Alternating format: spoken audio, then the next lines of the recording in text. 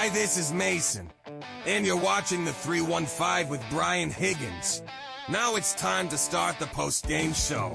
Here's Brian. I'd like to welcome you into a pre-race coverage for the O'Reilly Auto Parts Series, live from Phoenix, only on the CW. That's what you're all here for, right? I've heard great things. I've heard great things about that race over the course of the last hour. What is up, everybody? Oh, man, what a way for this regular season to end. What a perfect way for it to end. I think it's very fitting that right now on this channel that you are all a part of and most of you are subscribers of, and if you're not a subscriber of it, change that up quickly because we have a demonic situation currently at this very second. At this very second on this very channel, we have, and you are a part of this, we have 666 subscribers. It's a little on the nose. So if we could get that up in the next second, if you're here and you're not subscribed, hit the freaking button. It's just too much. It's just too much right now as Syracuse loses to Pittsburgh in overtime, 71-69. What just a death battle. Pitt gets into the ACC tournament with a win. I'm sure they're psyched. They're the 15 seed. Syracuse had already fallen to the 14 seed. The color analyst John Henson, formerly of North Carolina and the National Basketball Association, and now of the CW, was so psyched to be calling this game, he was essentially rooting for it to end in overtime so he could catch a flight out of Dodge. Oh my goodness, what a night, and for Red's last game in the Dome, with 4.5 seconds left, they get a half-court heave-off with 2 seconds left. Fitting. It's all fitting. It's fitting that you're all here. It's fitting that we got ourselves a nice post-game show coming in. It's fitting that we started off with the opening menu brought to you by our friends at the Thompson Road Tavern. I'll tell you what's going to take your mind off that game, which I just thought should have kept going for the rest of time. Guess what they have at Thompson Road Tavern all weekend long, which means today and tomorrow. We have an hour less weekend than normal here, spring forward later on, but that doesn't mean you can't get on out to the Thompson Road Tavern and enjoy some Reuben nachos. They've Reubened nachos, or nachoed Reubens. Either way. And you can get a quarter pound. They're calling it a 4 ounce. I'm going to call it a quarter pound. Whichever you want to call it. A smash burger for $7. It looks like a tasty little morsel. It's fantastic. Reuben nachos and a smash burger at the Thompson Road Tavern, located again on Thompson Road. If you've left the Dome, hop on 690 going towards the east, get off at Thompson Road, go towards the north, and go straight to the freaking smash burgers. Yes. The post-game menu for this show is as such. We will talk to you. You know the deal. Link pin top of the chat. We're going to get you into the show with your calls as we go along. We'll get Red's post-game press conference. Maybe we'll hear from the immortal Jeff Capel as well. That would be something to get his scintillating thoughts on this game. And we'll have our Wildbirds Unlimited Big Air Player of the Game. Sadness and Despair, who've picked up a new friend in Apathy after the exciting tie poll after the last game on Tuesday at the wee hours of the morning against Louisville. Have team forces. Oh my goodness, Jeff Capel ain't playing. Was I rambling here? I didn't think this show's not been going on for very long. Jeff Capel's got places to be. He's already at the freaking post-game press conference. Hold your damn horses, Jeff Capel. This is ridiculous. They haven't complained. There's Jeff Capel. Just continued to fight. And, they are trying to get the hell out of town. He's like, we got more games? That wasn't the plan. I'm proud of it. Jeff Capel. Hey, don't insult a smash burger like that, Randy. They're delicious. I thought as we got into the game, we didn't do a good job to start. 6 of their first 9 points were easy, and they were on mistakes that we made. I thought as we got into the game, we were in the gaps a little bit more. I thought our traps on Freeman, for the most part, were really good. Perhaps it frustrated them a little bit. We at the end, we finally did a really good job on Kings making them go right. Like, he's a guy that goes left all the time, and we finally made him go right, and he missed a step-back three. And so as we got into the game, our guys were able to lock in a little bit more on the tendencies. But I just thought we battled throughout. We kept pushing. We had a lead. We got down at the half. They went up. We went on a run. We had another lead. They came back. They tied it. We had a chance to win it in regulation. The ball in Polo's hands, and he's made big plays for us all year. We just kept fighting, kept battling, and most importantly, we kept believing. Good. Wow. Like, the game ended literally 9 minutes ago. The game ended, maybe 10. The stream has been going for maybe 10 minutes, and Capel is gonzo. You guys chartered. Are you in a hurry? Like, it's the shortest flight in the damn league. All right, there he goes. Jeff Capel, in and freaking out. Yeah, Lax did have a good win today. CJP Cuse. We'll talk some Lax as well here in this post-game show. As Lax went down to Homewood and beat Johns Hopkins 12-8. The defense in that game was outstanding. Outstanding. Wow, Capel just keeping it freaking moving. There we go. Jeff Capel in and out. Is this? Oh, that's not red. That's somebody putting down a box score for red. My goodness. Well, it might be a bus trip, then they're really not in a hurry, Big Tuna. Like, there, like, F this season, let's keep it going. Oh, man. Heather Likes there. He should stick around. Jeff Capel made tons of money because of her. He should go find her and give her a hug or something. Like, he is loaded for life because of that contract. Oh, man, they can't afford another one because, if he's got to take the BUS because he's cashing the checks, then, man, oh, man. Oh, man.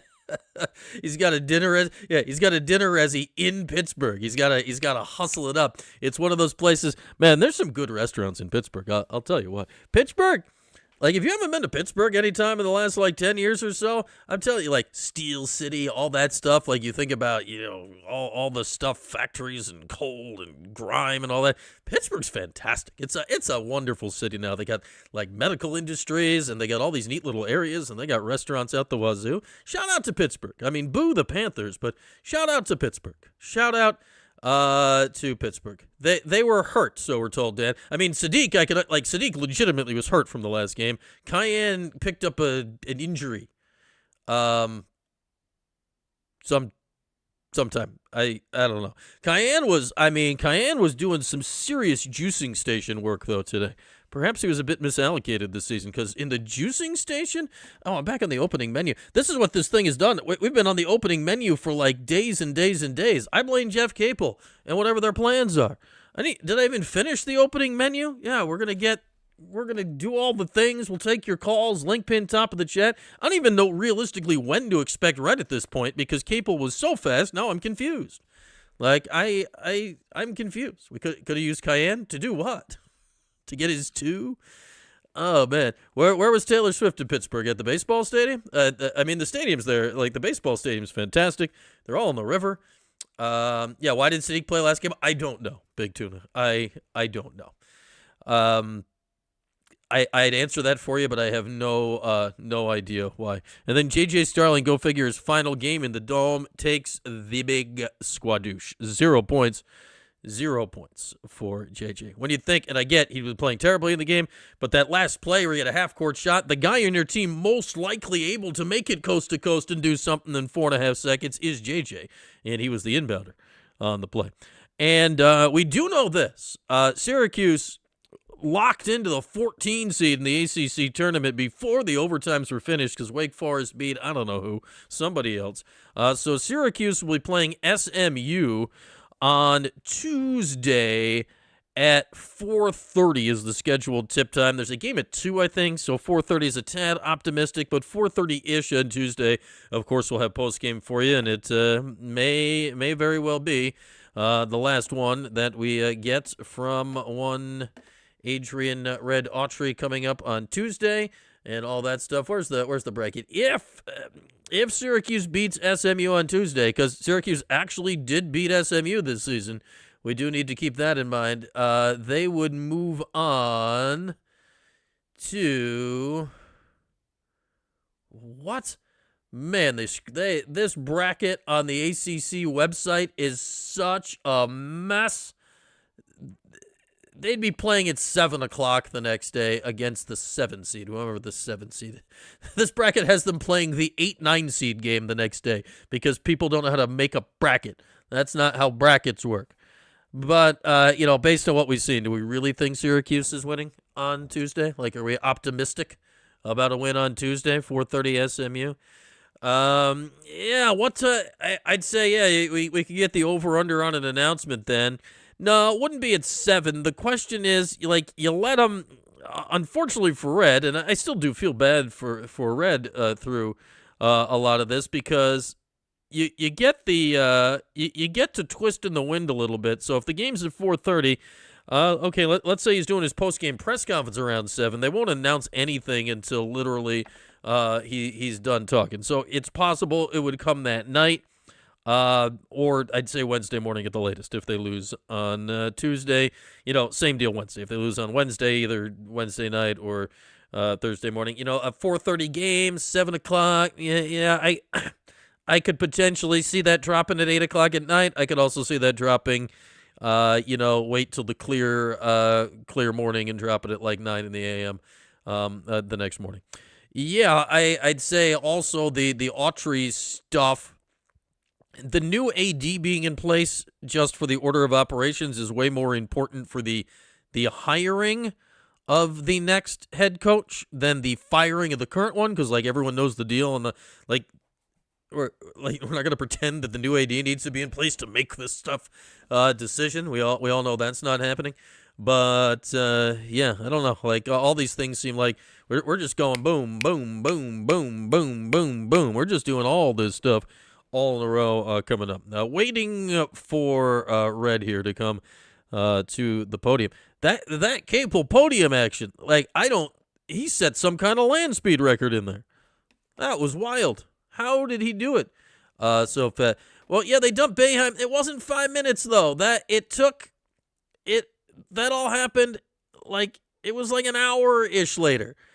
Because I did the post-game show for that game, and it hadn't happened I did the post. That was a nooner, right? I was on the air until 4. Here's Red coming to the post. I was on the air until 4, and he didn't get fired till about 5. Red.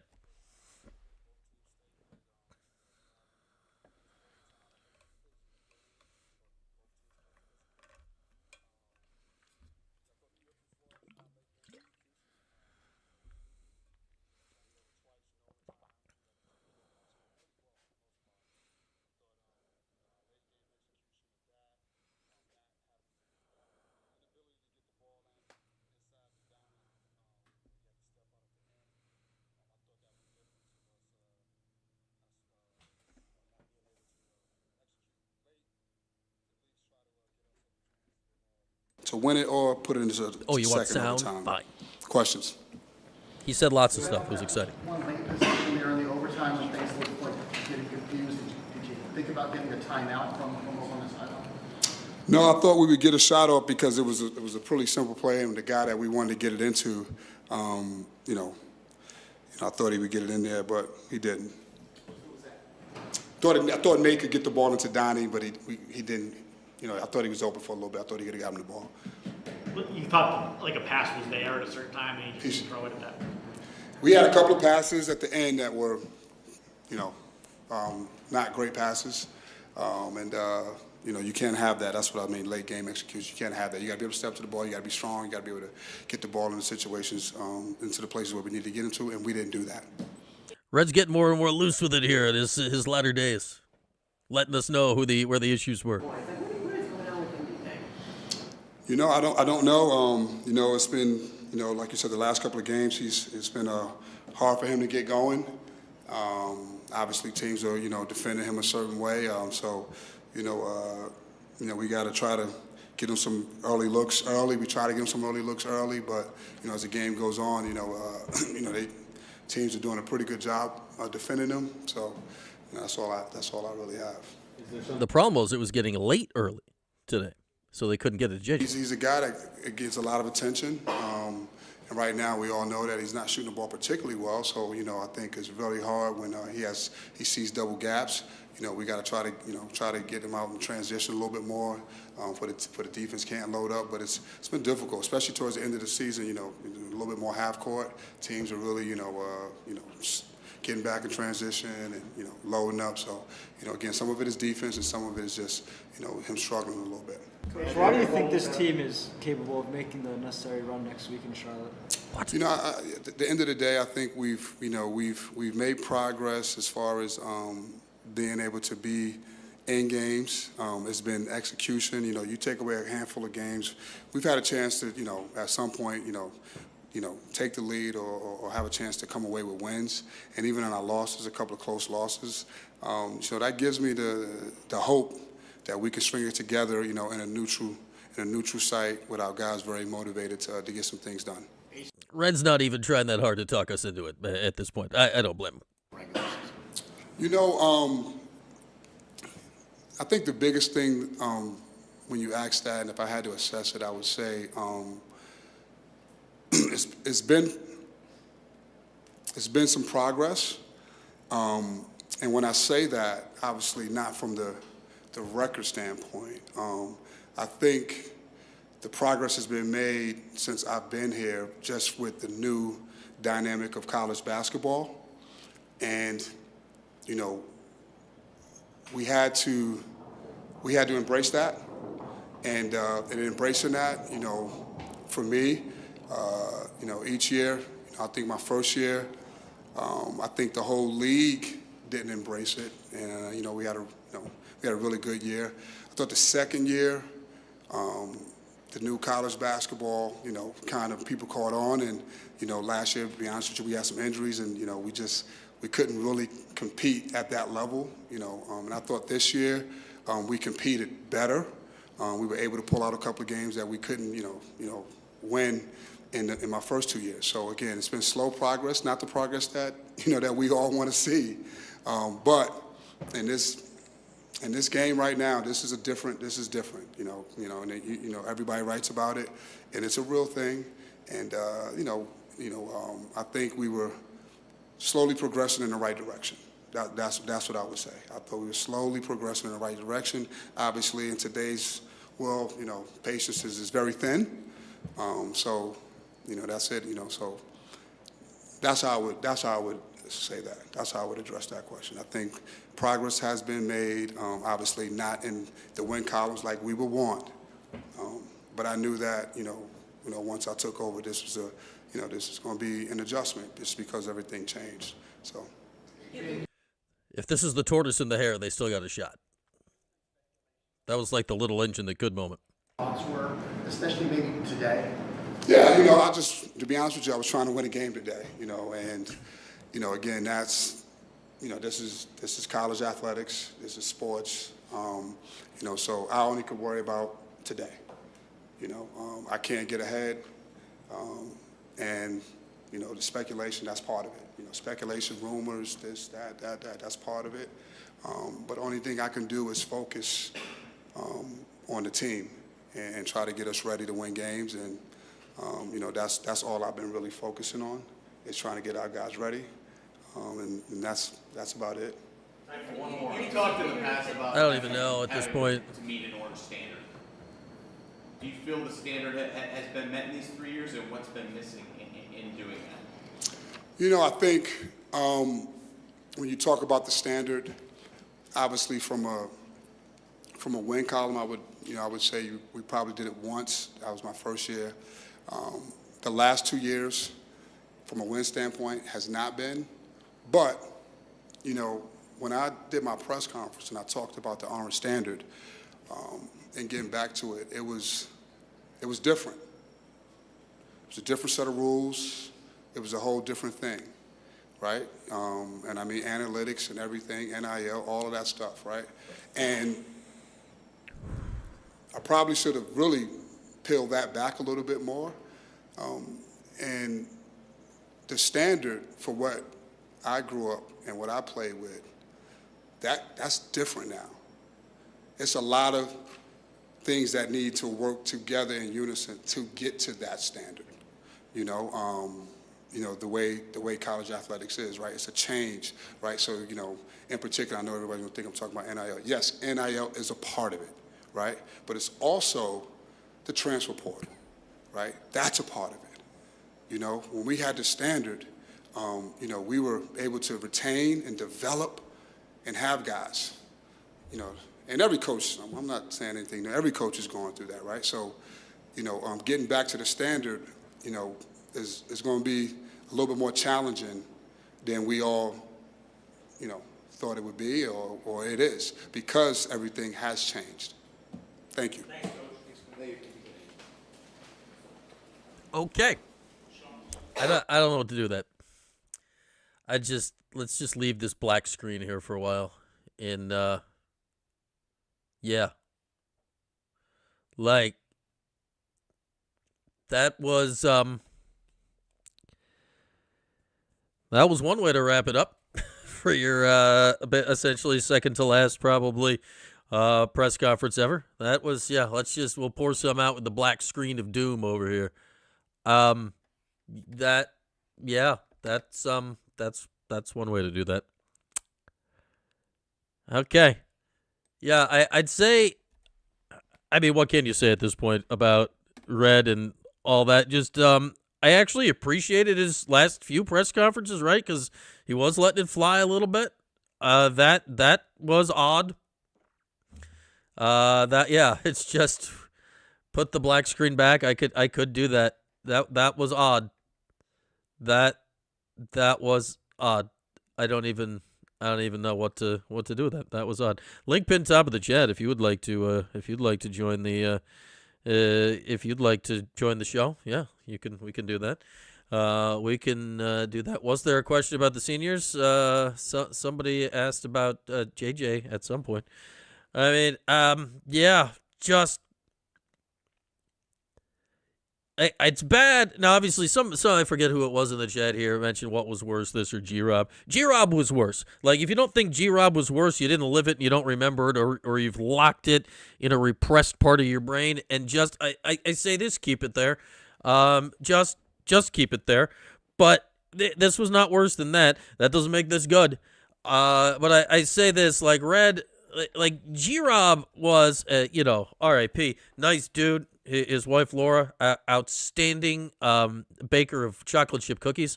Like, she could make a cookie now. And I'm telling you, and great sharer of chocolate chip cookies. So this, it worked out for me sometimes. I'd get chocolate chip cookies. And, so I think fondly of that. He was a nice guy when he wasn't losing his mind late in football seasons, G-Rob. But, like, he was always, like, frantically over his skis. Like, they did bad, like, Red and Greg did bad jobs for, like, completely different reasons from each other. Like, Greg had zero clue how to be in charge of a football team, really, in any conceivable way. Red, I think in the middle of the head there somewhere, he knew what needed to be done. He just couldn't convey it to the people that needed to help him do it. So yeah. And then, like, G-Rob, remember G-Rob, I mean, one of the highlights, lowlights, it was a light. Like, I will never forget this, the Greg Robinson firing press conference. Like, here's what happened. Greg got fired on a Sunday when I was with the women's basketball team, and we were in I believe it's Prince George's, Maryland. Or is that I forget, I think, is that the name of the town? Or is that a county? Or is it both? Was I in both? It's wherever Maryland Eastern Shore the college is, and a lot of crazy stuff happened in that game, and Syracuse blew them out in women's basketball. But Greg got fired there, and I'm like, oh no, I'm going to miss Greg's last press conference. I've suffered so much for 4 years. At least give me this tasty morsel of joy, the final G-Rob presser, which then thankfully wasn't until it was like the next morning or the Tuesday after, whichever. And he brought a Wikipedia copy highlighted of the little engine that could and read it, and then said he was going to walk down the hall and apply for his job back. Like, those are all real things that actually happened. He brought a Wikipedia, like, he didn't bring the little engine that could. He didn't quote the little engine that could from memory. He brought printed papers, which I very easily researched later and figured out it was the Wikipedia copy of the little engine that could, which he read to us at his I Already Got Fired press conference, which is probably why they don't really do the I Already Got Fired press conferences anymore. But this wasn't that. But it was veering into bizarre, like the last day of the season, 3 years in, complaining about NIL. Yeah, just saying the word analytics out loud. Just all bizarre. No, he did not, Cuse Sports Nor. You don't and never will get an apology. That's the way that's going to go. But it's just, what a weird way for it to end for Red. I still like him as like a human being. But yeah, just bizarre. Yeah, but that's different than what you said, Cute Sports Nor. You didn't say that. Nobody is disagreeing with that. That's not what you said. You said something different. Which I don't need to relitigate again for the 8 millionth time. Wasn't this team 12-5 at one point? That sounds about right, Vo. It was so long ago. It was so long ago that I don't know. The NIL, man, like, I don't know, like, yeah, do they have NIL? Did they have NIL to be competitive at the top level? Did they have NIL up and running as soon as they needed to? No, they didn't. We all know that. That's never been in question. But did they have NIL enough? Certainly this year. And did they have the portal situation organized certainly enough this year to have a better season than they just had? Absolutely yes. Absolutely yes. Did they have the organization and financial backing this year to have a better season than they just had? Like everything that went into the last offseason, this should not be a losing basketball team. And if and when they lose to SMU on Tuesday, this team is going to have a losing record. In fact, in order to not have a losing record this season, they're going to have to win multiple games in the ACC tournament just to get themselves back to 500. Just to get back to 500. Red's not wrong, and Syracuse was behind from the jump on NIL. Jim Boeheim, old school guy, like the older coaches generally were not the first people to get rolling on that, and then the behind the scenes infrastructure of it at Syracuse was an absolute grease fire to get started. Like, they almost got Jesse Edwards goddamn deported from the country. Like, it was a grease fire going on behind the scenes getting NIL up and running. Now it's going fine enough. This last season they had enough. They got the point guard they wanted, who finally had a good game. They paid to keep Donnie Freeman. They paid to keep J.J. Starling. They brought in a guy like William Kyle. They brought in a guy like Nate Kings. They had Sadiq White. You had Kyan Anthony. You had enough pieces to be better than this. You had enough pieces to be better than this. Red knows it. They all know it. Like, everybody knows it. Red's not disputing that. Nobody's disputing it. They all know the deal. They all know it's over by probably 7 o'clock on Tuesday. And if Syracuse trips into a win on Tuesday, though this team does not look like one that feels like they're going to go down there and fight hard enough to win a game, then, yeah, then we know. Then we know. Red coach is like, he hates our children. Oh, my goodness. It's just like, I'm not putting it all on Red. Like, Red, I'll say this. Red did not catch many good breaks over the course of his 3 years, right? And I'm not saying this bails him out, but you talk about injuries, you talk about, just any little thing like that. Red did not catch breaks. Like, he did not, find a lucky penny on the ground at any point. But what was that the difference in? Maybe that cost you we'll say that cost you a few wins every year. In no years was it the difference in the tournament. And yeah, like Donnie getting hurt, like last year was a grease fire because of injuries. Even if JJ and Donnie had been healthy the entirety of the season last year, that's still not a tournament team. Go back to 2 years ago, right? Like, that team was the most talented team that Red had in many ways. When you look at the Judah team and Quadir and Malik and that group, what was more talented, that one or this one? I'd probably lean that one slightly, just because your best player, Judah Mintz, would actually grab a game by its throat and try to, go get it for you in that day and age. It still wasn't a complete team, though. But even if you take away the moments like, okay, you probably don't lose the Bryant game that year if Judah doesn't get thrown out. Or was that even the year before? I don't even know. But say you even win 2 more games that year. All you've done is make it to the bubble. You're still probably not in the tournament. So realistically, the good luck and the bad luck that he had wasn't the difference in making or missing the NCAA tournament. So it's 3 straight misses under Red. The last 2 years under Boeheim. It's 5 straight misses of the tournament, and it's Syracuse basketball. It's unacceptable, and everyone knows it. Red knows it. Red's not disputing it. That's the thing. As delusional as I got at the end of G-Rob was in his press conference after getting fired, having won 10 games in 4 years of football. 10 in 4 years, saying that he still thought he could do the job. Red, as bizarre as that press conference was, didn't quite say that. He basically said, I thought doing the job a different way was going to work. And he didn't quite say it, but then he essentially said, it looks like I was wrong. And with that, I wish that he had phrased some things there differently just to get credit for self-awareness and all, but Red knows what's happening. G-Rob was out to lunch.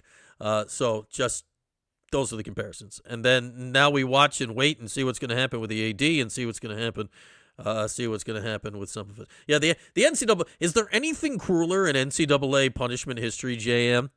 Greg Robinson won 10 games in 4 years, and the NCAA took away half of them. The NCAA took away half his damn wins. That's just mean-spirited. He won 10 games. Let him keep the 10. Let him keep the 10. Come on. Just give him the 10. He earned the 10. Don't take half. It was cruel. It was cruel. All right, link pinned top of the chat if you'd like to join the show. We kept it snappy through those press conferences today, so we're wide open the rest of the way throughout if you'd like to join. Poll also available. Sadness, Despair, and Apathy are defending champs of the Wildbirds Unlimited Big Air Player of the Game. They currently have a 42 percentage point lead over Nate George. That, folks, could be insurmountable. And yes, Pastor Tim, we will talk some Lax. A very solid, buttoned-up, solid win for Lax today. Hopkins is good-ish. They're not great. They're a good enough team.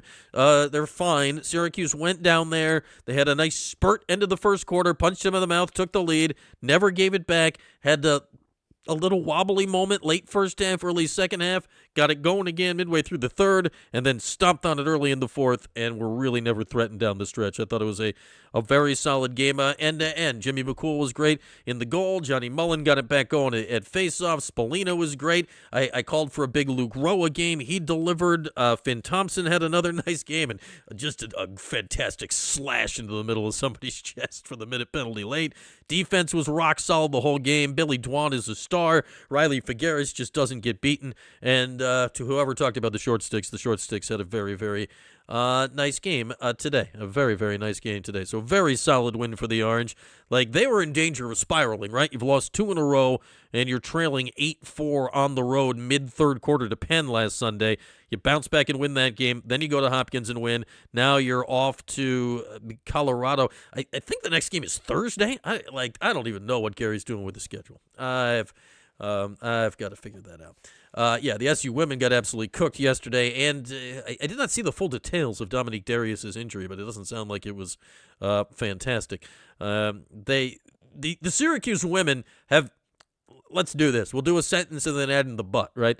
The Syracuse women had an unexpectedly excellent season. It was not realistic having an idea of what they were bringing back or what they had. It was hard to predict them to have a good year this year just because so many unknowns, and they did not have a great year last year. But, you bring in the freshman of the year in the league and Uche, you bring in Layla Falia out of the portal. Dominique Darius played way, way better this year than any previous point of her career would have indicated. They had a fantastic season. The main thing, though, is FLJ's crew, they fattened up on the non-good teams. If you weren't good, they beat the piss out of you. And credit to them for that, because they didn't blow games they should have won. But when you played someone good, like they did in Louisville yesterday, they didn't just lose. They got cooked in almost all those games. Like, I've never seen a team that looks more like a 9 seed in my life that'll have a legit shot to win a first-round game, and then will get just absolutely tenderized by UConn in the second round. But that's, realistically, after last year for them, fantastic season. And hopefully it's a building point. Jordan and I talked about it on Wednesday in the TPS report. Hopefully it's a building point, and then not, oh, you had the Rookie of the Year in the league. Somebody's going to come with the scratch and rip her away. They beat Michigan? No, I believe they lost by 30 to Michigan, Big Tuna. They got absolutely annihilated by Michigan. Michigan played them and just, ripped their limbs off and beat them about the head, I think. I want to say that game was 80-something to 50-something off the top of my head. George, yeah, the presser was not a good look. For Red, who I actually thought the last 3 or 4 pressers, thank you, Kev. Thank you, Pastor Tim. Thank you all. And yes, if you have not subscribed to the channel, do get us off the Devil's number. Next subscriber will be 667. That'll, like, I don't want to go to bed sleeping on 666. That's no good. So just click the subscribe button. It's free if you'd like to fiscally support the channel. We like that. Hit the $ next to the chat box, and multiple options. I just added a third option. We have the $1.99 option, the $4.99 option. I just added the $9.99 option. We're getting we're getting frisky with it. What did I call it? I called it something kooky. I forget what I called it. I think I called it a 315 truther, something. I don't know what I called it. I called it something fun. So yeah, do that. Have fun. Anyway, thanks to all of you for participating. Thanks, all of you, for participating. Who was the ranked team they beat? They beat one, didn't they? Was it? My brain is failing me. Hang on. We're gonna look it up. It's very important suddenly that we look this up. Again, link pinned top of the chat if you'd like to join the talk. Hoops today. Reds presser. Lax. Looking forward to the upcoming ACC tournament. Yeah, the Michigan game was Michigan 81, Syracuse 55, a game played at a casino in Connecticut. Let's see, what ranked team did they beat? We're scrolling. It looks like whoever did this schedule just stopped adding rankings in at some point. Yeah, who'd they beat that was ranked? Was it Miami? That's Stanford was receiving vote. Was Stanford ranked when they beat him? Receiving vote. Stanford was dangling near the edge of the poll when they beat him, I think. Yeah, they just don't really have a win to hang their hat on. They're a perfectly fine team. There's no reason to think like in an 8-9, 7-10 type first round game that they won't be extremely competitive. There's no reason to think they can't win a game like that. That should be realistically a very compelling game. But if they're playing a 1 or a 2 seed in the second round, good night. Was Utah ranked at the time? You're asking a lot of questions, JM. When did they play Utah? I don't think so. That doesn't sound familiar. I don't know. Hang on. I could attempt to. I could waste more time than absolutely necessary attempting to figure this out because it suddenly seems vital and important in all of our lives. So you just give me 9 seconds, 10 seconds, 11 seconds. This is something that really should not take that long to look up, and yet here we are. Let's click here. I'm going to click here. 6. That was a loss. That was, yeah, I guess they didn't beat any ranked teams this year. They played shockingly few for the, again, was Duke not even ranked when they played? Like, Duke ended up winning the league, but Duke was having a weird moment at the end of December when Syracuse played them and lost by 20. They weren't even ranked. Syracuse played shockingly few ranked teams this year. Okay. Yeah, Randy was in the Robinson years again. Oh, man. Man. Yeah, then we're getting better comment, George. Like, that flummoxed me. That flummoxed me. Getting better at what? Like, what are they better at? Like, they're better than last year, sure, but that's not because they're better at basketball. It's because they have better players. I don't even know what that means, Big Tuna. Am I? I don't know what those letters mean. What does that mean? Now I got to look it up. Am I about to be insulted? What does that mean? I don't know what that means. You're tossing letters at me. A logician? I mean, introverted, intuitive thinking and prospecting? Yeah, maybe. I don't know. Like, we asked a question and we needed the damn answer. Yeah, Duke wasn't ranked when they played him. Duke had a weird to steal from Red. Duke had been undergoing about a 3-week dip, and then they figured it out starting in that game, and then they were fine the rest of the way. There we are. Yeah, I think okay. Yeah, but we will get into the weeds. We go into the rabbit hole, Big Tuna. We go into the rabbit hole. Oh man, did the free throws get better after Autry chastised Mario? Maybe so. How about Mario getting the last question in today? Shout out to our guy. Oh man. We don't Google it after the show, Big Tuna. We stop what we're doing and we Google immediately. That's what we do. Link pinned top of the chat if you would like to join the show today. Once again, it appears sadness, despair, and apathy will be taking home our Wild Birds Unlimited Big Air Player of the Game. We'll get to that officially in just a little bit. We like to leave the poll up just in case somebody makes a late charge. We don't close the polls early around here. What's going on in this Duke-Carolina game? I guess it's at halftime. It's not on the TV right now. So, yeah, Hidalgo hit a Hidalgo steal, step back, transition 3 to cut it to 1 late. That play was nuts. Will Boeheim ever get his games back? Probably not, Kid Navy. Probably not. Or maybe like when he's dead or after everyone has long stopped caring about it.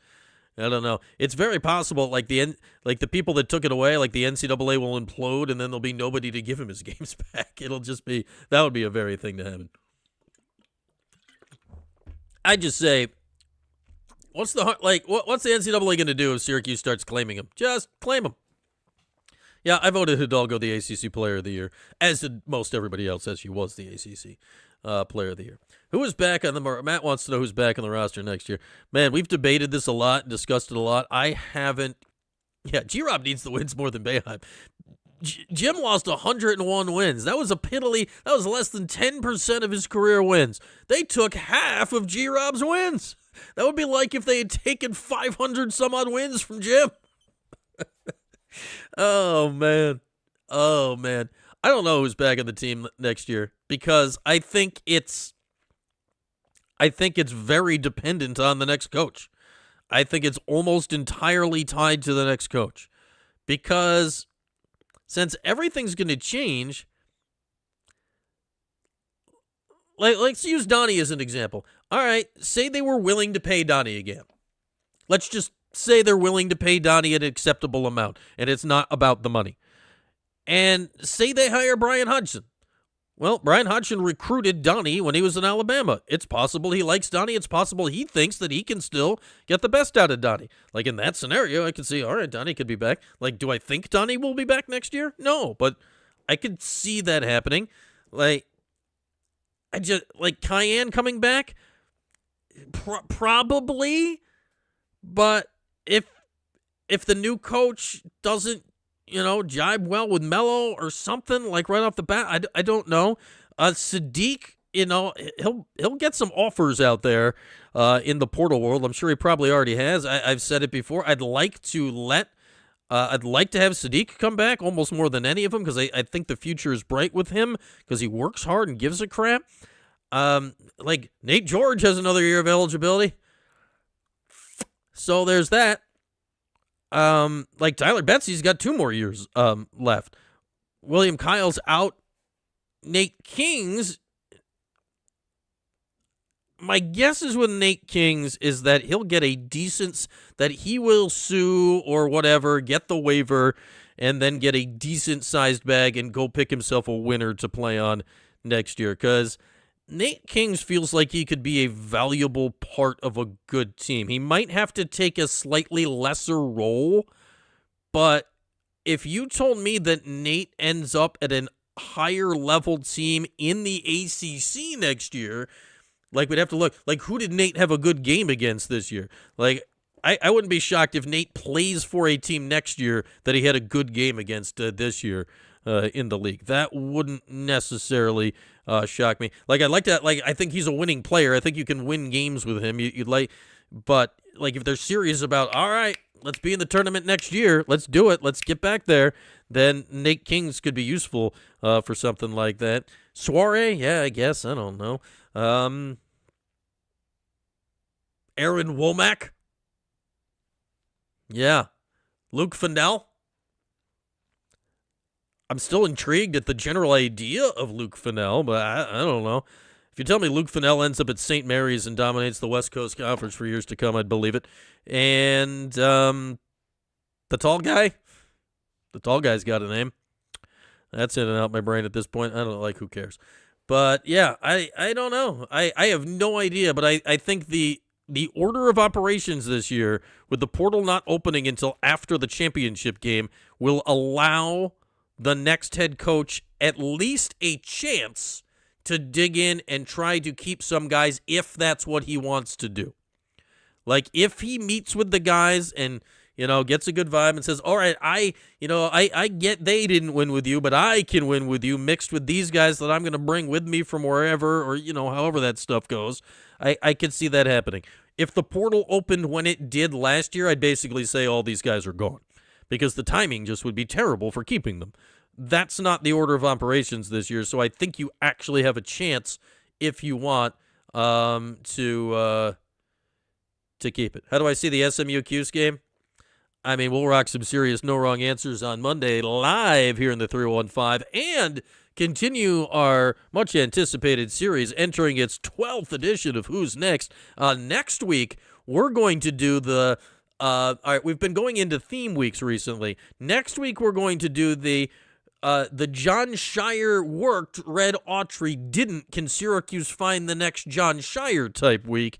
AKA next week, we're going to look at who are the top lead assistants out there from major programs that are looking for a shot at the big time, a.k.a. a guy like Jay Lucas this last year who ended up in Miami. So there's our theme week for Who's Next week. As far as SMU, like Syracuse beat SMU within the month, right? Like when was that game? That game feels like it was 98 years ago. It wasn't that long ago in the grand scheme of life. Hang on. Let's to the schedule. Scrolling. How can you all review the series, Pastor Tim? Well, you can go to the YouTube page that you're all currently on, and, well, I'll tell you what, just look down or to the right. I don't know where it is on the page. Just look for the playlist. There's a playlist that's called Who's Next. You can play all of them, and then they'll play next, and then next, and then next some more. Where the hell was the SMU game? So they beat SMU by 1. Oh, it was Valentine's Day. Yes, that was within the month. 79-78, Syracuse beat SMU back on Saturday, February 14th. In the Dome, in a game in which they kept Boopy Miller under control. He had just 11. And a game that Syracuse played well. Was that the game Kings had the game-winning shot? I think that was the game Kings had the game-winning shot, right? Am I remembering accurately? I don't know. It just feels like this team's done with it, right? Like, they just scored 4 points in overtime against Pittsburgh at home. They scored 4 points in overtime against Pittsburgh at home. J.J. Starling on his senior day scored 0. 0. SMU's not good. Like, if they were good, they wouldn't be playing Tuesday. They're the 11 seed. But Syracuse has fallen and fallen and fallen. They're the 14 seed. And then if SMU's center, I still don't know how to say his name, Yigatoglu, the big guy. They got that big guy from across the over there. Like, he does two things. He murders Syracuse inside, and he always gets into foul trouble. If he stays anything remotely out of foul trouble, the Orange will just get murdered inside. Will Brian have some shows during the NCAA tournament? I mean, we'll continue our normal schedule. We won't have any Syracuse postgame shows, George. I don't know what else we'll do. You want special tournament programming? That's realistically our special programming, if and when it comes, will be with hirings and all the stuff that's going. Like, we're gonna have plenty of stuff to happen over the course of the next month, and we're gonna have plenty to talk about. All you're finding is Goldberg? Man, I can't beat a 30-plus-year-old algorithm? That's rough, Ryan. That's rough. He was undefeated for a long while. What about James Theus? All right. Shout out to James Theus. Try to forget Greg Robinson. Yeah, like, repress that memory again, Randy. Like, just keep that one locked away. Nobody needs to dwell on Greg. R.I.P. Nice guy. Terrible coach. Terrible head football coach. Worse than Red. Worse than Red. Poor Red. Was there any, like, of all of the basketball plays that happened during the last 3 years for Syracuse, was there any more perfect than being able to get off a half-court heave with 2.5 seconds left when you had 4.5 seconds to try to tie the game or win it? Was there anything better to just, like, I get there's another game, but did anything put a bow on the last 3 years better than that? Yeah, St. Louis we had a Who's Next Rumble today, right? Like, that was a Who's Next cage match, and Tony Skinn just took Josh Scherz out back in the cage match, in the Who's Next cage match. Man, did they even know they were having a Who's Next cage match? I don't know, but Tony Skinn, George Mason, whooped him today. Yeah, that presser was I don't even know. I was not expecting that. Like, Reds pressers this year have been, they've been appointment viewing for a lot of reasons, right? Like, we spent most of the first half of the season counting level fives and counting dips, and fully credit to Red, whoever told him to stop doing that, or if he came to the conclusion himself, I do appreciate it because I couldn't take much more of that. The last few press conferences, even though they were after losses, Red was letting the frustration flow a little bit. It felt a lot more natural and emotionally on point to what had been going on.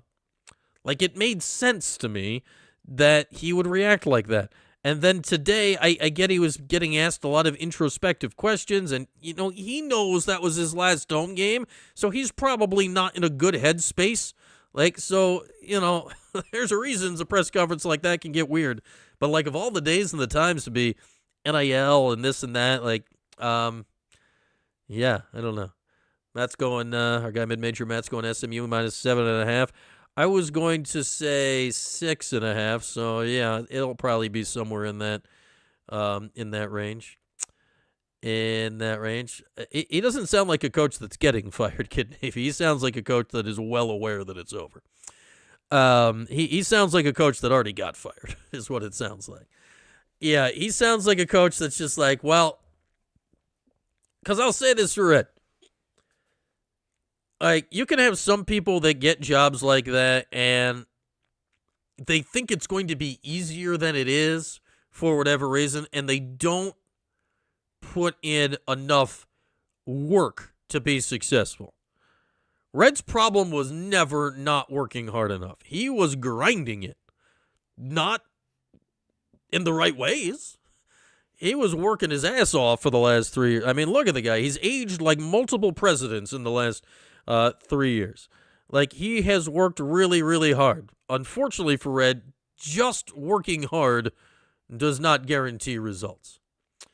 Does not guarantee results. So,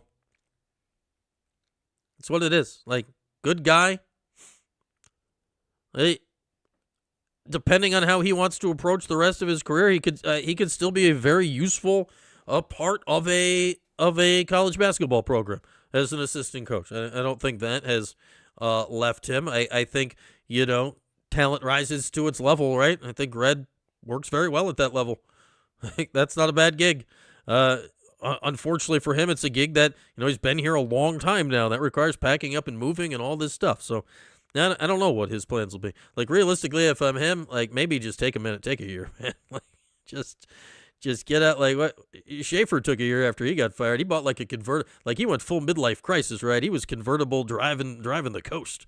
Red's a little older than that, or younger because of the leap year birthday. Oh man, I don't know. You still want Scherz? Yeah, Scherz is a great coach. My guess is, like, again today, I haven't changed my guess. Nothing that has happened behind the scenes or who seems to be wielding any power here at the upper levels has changed my mind that at the moment, if you told me make a guess on the next head coach, it remains Brian Hodgson. Is it the right choice or not? That's a whole different question. But what I'm saying right now is if I was to place a bet at this moment on the next Syracuse basketball head coach, I would bet it would be the current USF Bulls head coach, Brian Hodgson. He clearly wants the job. There clearly seems to be mutual interest. Now, I wouldn't just gift him the job. Go kick the tires on these other people, right? See what else is out there. Maybe I don't even know who it would be. I know everybody wants Rick Pitino. I don't even know who a realistic pie-in-the-sky shot would be to go see if you can take a swing at. I don't even know. Like Tony Bennett, any of the guys like that. Jay Wright's not coming back to. Jay Wright is not even doing the freaking tournament this year on TV. He's not coming back to coaching. Like, could you take a shot at any of those people? I don't think realistically you're going to land that, whomever that would be. Shaka Smart, I don't know. Like, do you take a swing at somebody that's been at the big time? At least make a call or two, right?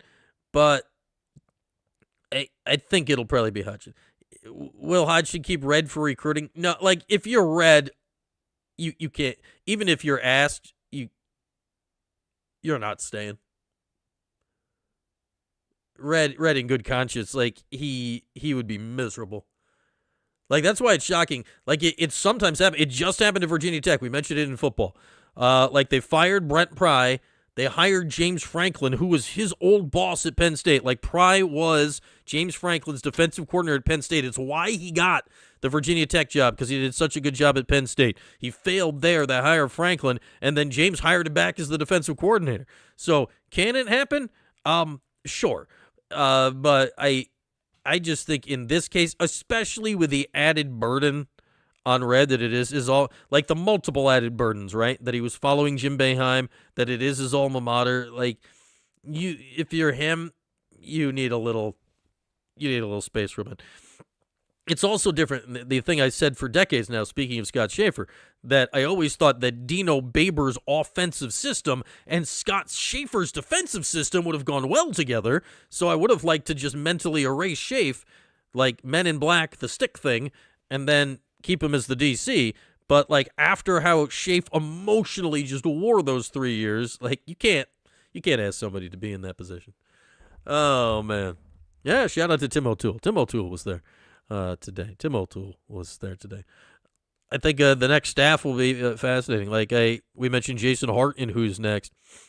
Like, if you want, out of all of the Syracuse people out there right now, like if you're going to reach out to try to get a former Syracuse player on staff, like I'm sure Jason's getting paid very well at Kentucky, but if you offered him the associate head coach job, which is a level above where he's at Kentucky, then maybe you could intrigue him, and he's a recruiter and a guy that's been around and respected in the whole deal. And then you'd have a little tie, you'd have a little something, and that would be nice. Yeah, they keep Red on. He works from home. He's recruiting, but by Zoom. I don't know. Like, it's good. This is all going to be. This is why I've said this now for months and months and months, and now it's upon us. This month, and then the trickle into April when we get into the portal. But this month is going to be perhaps the most fascinating off-field, off-court month in the history of Syracuse sports. Like, when this all happened back with Coach P and G-Rob and all that, I don't think you knew big things were happening, but I don't think we quite all understood the magnitude of what it was going to lead to at the time, or how much college sports was about to change. Because that all happened, and then the whirlwind of conference realignment, like everything all happened at once. We didn't know it was about to happen. Like now we know the stuff is happening, right? We know the stuff is happening, and we know how important this next hire is. Like everybody knows. Social media and stuff didn't really exist then. Like Facebook had just gotten started when G-Rob was hired. That's as long. I think Facebook was like 1 year old then. That's how it was still for like sharing pictures with your college friends and not whatever the hell it is now. So like it was a different place and time in the world. This is going to be under a microscope. Every move, every rumor of an assistant, every rumor of an AD, every rumor of a coach, every rumor of who's staying, every rumor of NIL, every rumor of who's going, who's visiting in the portal, who's not visiting in the portal, what can they get, who's on the team next year, will Cayenne stay, has Melo contributed any money, on and on and on and on and on. There is 8 million things that we'll be talking about over the course of the next month. You still got the race on, Kev? Kev's watching the race. CW advertising. There we go. CW advertising. Would the Hearts want to move here? Well, that's why I'm saying you got to you'd have to offer him something he doesn't have at Kentucky, which would be associate head coach. So there. When's the last time a Syracuse alum was fired as head coach at Syracuse? I guess that all depends on your definition of fired, Dave. Very technically, Jim Boeheim and John Desko both retired. So there's that. They both retired. Very willingly. They both retired. An SU alum fired as head coach of something. I need to retreat into a cone of silence here for a moment to think. Obviously plenty of alums have coached many sports, Desko and the Simmonses and lacrosse for years and years. Kayla Traynor also technically not fired. Kayla Traynor also technically not. The Orange have had a lot of technically didn't get fired situations. Anybody else technically not get fired? Is Dean Fody a Cuse grad? Dean Fody's not a Cuse grad, is he? He was just the coach. Shout out to Dean Fody. Great dude. I don't know. That's a good question. There's been a lot of technically didn't get fired. Huh. Yeah. Yeah, 3 recently. Kayla Traynor, John Desko, and Jim Boeheim. None of them got fired. Technically. And technically correct, as we all know, is the best time to, is the best kind of correct. Otto, I don't like that for you guys. I don't. What's the deadline on that? Soon? Is it already passed? Yeah, the Boeheim thing. We haven't heard from Jim very recently, have we? For Boeheim's sake, I think we should probably. Kayla Traynor didn't get fired. Did not get fired. Kayla didn't get fired. Yeah, Red's technically going to be the first one, and I assume it must have happened at some point. Brent's not a Cuse alum. Me. Me is the answer. I'm a Cuse alum. There's your answer, Madam Wet. Oh man. So we what should we do here? What should we do? I don't think you will. No, why would I bother to ask you, what's the point? Should I call up Jim and ask him that? Hey Jim.